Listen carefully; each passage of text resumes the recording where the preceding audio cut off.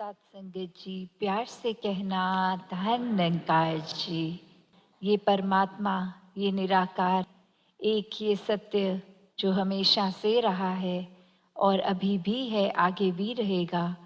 तो कैसे ये जीवन में हमें इस परमात्मा के दर्शन करने का युगों युगों से संतों ने एक मार्ग दिखाया है, एक सत्य की पहचान करवाई है। और कैसे ये भी कहा है कि भक्तिमय जीवन जिया जा सकता है और ये जीने का समय ये ही जीवन है। तो कैसे इस परमात्मा से मन हर समय के लिए जुड़ जाता है जब पहले इसके दर्शन होते हैं, फिर इसके दर्शन के बाद इसके प्यार में मन हर समय लगता है और वहीं से ये भक्ति शुरू होती है। तो भक्ति है क्या? क्या ये सिर्फ किसी तरह उदास मन से इसलिए करनी है क्योंकि इस परमात्मा के बिना गुजारा नहीं, या इसको एक दिल से प्यार रख के दिल में इस परमात्मा से सिर्फ प्यार करते चले जाना है क्योंकि इस परमात्मा के बिना जीवन जीवन नहीं है। एक हमारी पहचान भी इस परमात्मा से ही है।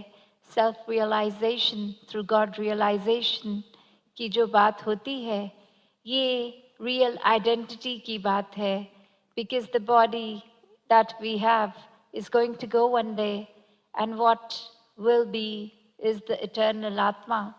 तो वो आत्मा का रूप इस परमात्मा में, if we see all the holy scriptures, they talk about the cycle of births and rebirths, but at the same time they talk about salvation. So the salvation is achievable while we are still living, and the way we can achieve this is to know our true self, which is not this body, but the soul when it unites with the oversoul, this supreme, this Lord, this truth, whichever name you want to call it by. तो ये हर समय रहने वाली सच्चाई के साथ जब हम जुड़ते हैं तो ही वाकई ही ये जीवन हर पल एक आनंदमय, द ब्लिसफुल लाइफ, वो एक जीने के लिए जिए जा सकती है। तो कैसे अक्सर इंसान हमेशा कुछ ना कुछ सोच में ही रहता है। From the moment a child is born, the focus and the इच्छाएं जैसे होती हैं, एक फोकस जो एक ध्यान होता है, so the wants they never stop, and after one thing the other comes, and the fulfillment of one also makes another wish in our hearts that we want to then achieve. तो कैसे ये एक cycle one after the other, एक इच्छाएं ये तो कभी खत्म नहीं होती। तो जीवन में अगर इच्छाओं के पीछे ही भागते रहेंगे तो फिर एक स्थिरता कहाँ आएगी? क्योंकि कोई भी चीज़ उसकी एक लिमिटेड शेल्फ लाइफ है, एक लिमिटेड लाइफ स्पैन है। तो एक चीज़ जैसे जैसे न्यू भी कुछ होती है, if we buy something new, initially we'll be taking care so much of that thing that we will ensure that the thing is truly in its perfect condition. And gradually over time we realize that the value that we once had of that possession isn't as much. तो हम कैसे एक नई चीज़ एक समय जो नहीं थी और अब धीरे धीरे वो पुरानी लगती है, फिर हम भी उसका ख्याल इतना नहीं रखते जितना पहले रखते थे। तो ये मन में बात है कि वो वस्तु भी वही है, हम भी वही हैं, the thing is the same and we are the same, but then why still we keep losing its value over time?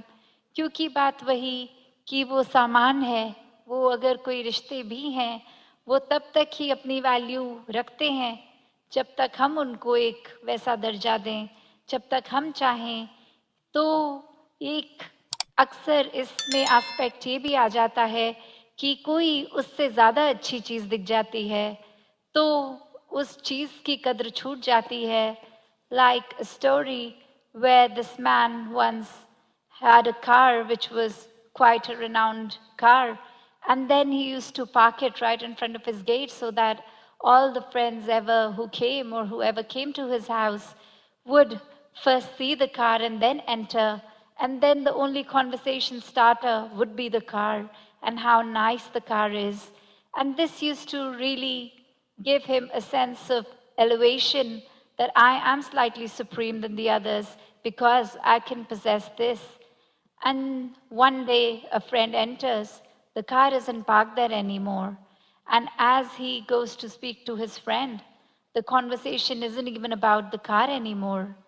And then the friend wonders that all day long, all he could do was talk about the car, and suddenly what's happened? And then suddenly the conversation starts, and the owner of the car then says, let's not talk about the car. I'm feeling quite low about it. And then the question arises that why are you feeling low about it? So the friend takes the guest to the neighbor's backyard where it's visible that the neighbor now has bought a more better brand, a more expensive car, a more prettier car than that. So the crust of the story here is that a lot of times that whatever we possess, we are not contented by it. It's only that we half of the time buy things just so that others can appreciate us more. We can hold that kind of supremacy over others. It's not even about us, it's about the world, them. What kind of status would I get? What kind of respect will I get? So if we actually start living is when we will be satisfied with whatever car, whatever house, whatever circumstances that we are in, because everything is blessed by God. And we wouldn't really care about what kind of financial status does our neighbor, our friends, the circle around us is. In fact, we wouldn't even limit ourselves to just certain kind of people who we want to talk with, we want to interact with. Because once we see that God is in everyone, we won't really have any kind of biases. We won't really see if we're talking to someone, is the person is of a different origin or a different race or any other kind of references that man has created to hate each other, because all that man is meant to do is to love, because God is love and love is God. और किस तरह फिर ये प्रेम की बात जहाँ आ जाती है, वहीं एक ये ख्याल कि ये परमात्मा ने प्यार करने के लिए संसार बनाया, ये परमात्मा ने एक दूसरे से नफरत नहीं करनी सिखाई। इंसानों ने तो कारण बना लिए हैं नफरत करने के, पर ये परमात्मा तो खुद ही प्यार है और प्यार ही देने का संदेश हमें एक मिलता है महापुरुषों से। तो कैसे अपने जीवन को सुंदर बनाया जा सकता है ये प्यार को अपनाकर। तो इस जीवन में एक ये नजरिए की बात यहाँ आ जाती है, जैसे कहा भी है, जैसी दृष्टि वैसी सृष्टि, हम जैसा जिसको देखेंगे वैसा ही वो नजर आएगा। तो कैसे it's all about the perspective, the way we want to see another being is our own mentality, our own thought process. The other person might or might not be. It's because of our own perception that we see somebody the way we see them. तो कैसे ये सृष्टि अपने नजरिए, ये अपने दिल के, ये अंदर के जो भाव हैं, ये वही है। क्योंकि जिस तरह जो देखेंगे, जैसे a lot of times in psychology when we talk about that if a blindfolded person is put, multiple blindfolded people are put in front of an elephant, and then whatever we do becomes devotion, because whatever we feel is God within us, around us. So I wouldn't be taking much of your time anymore because the time's already up. And आगे के अपने मन के भाव जैसे दासी आगे और भी टूर्स पे है, तो आप सबके कोई ना कोई अक्सर एक स्टेशन से दूसरे महापुरुष पहुंच भी जाते हैं। तो आप में से आगे जो भी आएंगे और जो नहीं भी किसी कारण आज या आगे नहीं टूर पे आ पाए, दातार कृपा करे हर एक के ऊपर कि हर कोई सेवा सिमरन सत्संग से जुड़कर इस निराकार से जुड़ के अपनी भक्ति में जीवन को जीता चला जाए। सत्संगत जी, धन निरंकार जी।